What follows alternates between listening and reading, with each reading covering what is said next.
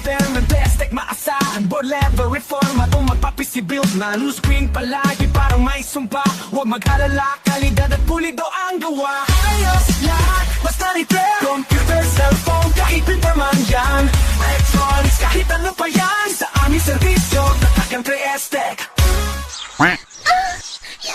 What's up mga katek? Meron tayong tanggap MSI board, desktop, magpapalinis. Yan, nabaklas ko na yan. Sobrang hugaw masyado.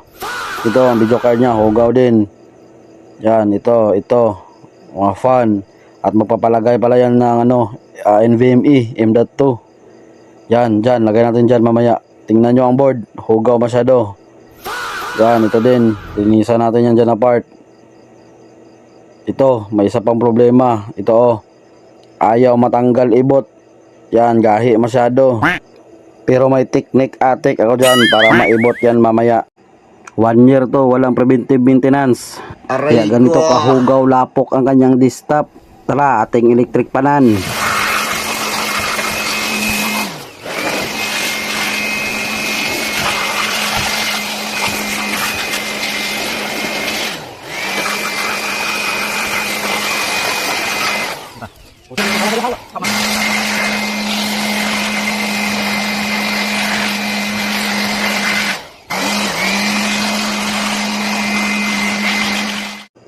Ito palang kanyang heatsink, natanggal, ibot ko na yung processor.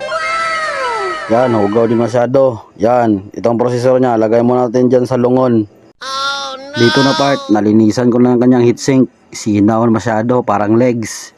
Pati ang kanyang processor, ginapa ko na rin yan. Yan, malinis na masyado. Heatsink, fan, okay! Okay kayo! Ating muna itong i-on. At saka tingnan natin dito sa BIOS if na-detect yung kanyang memory at saka yung NVMe. Ating lubag-lubagin dito sa memory. 2.4 frequency nya. Na-detect na yung team group na 8GB. Sa kabila naman slot 8GB naman. Okay. Dito naman tayo sa kanyang NVMe. Ayun, na-detect.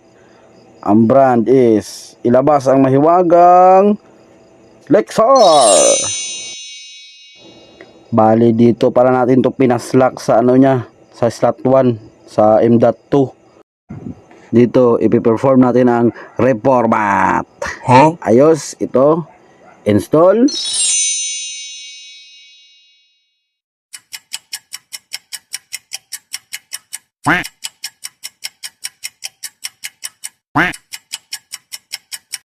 Ito, i-check natin to. I accept license, terms, next.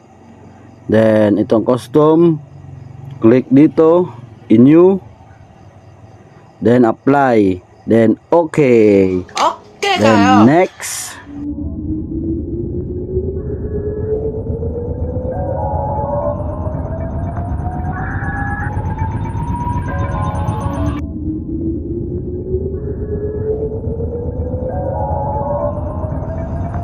Yun, nag-1% na.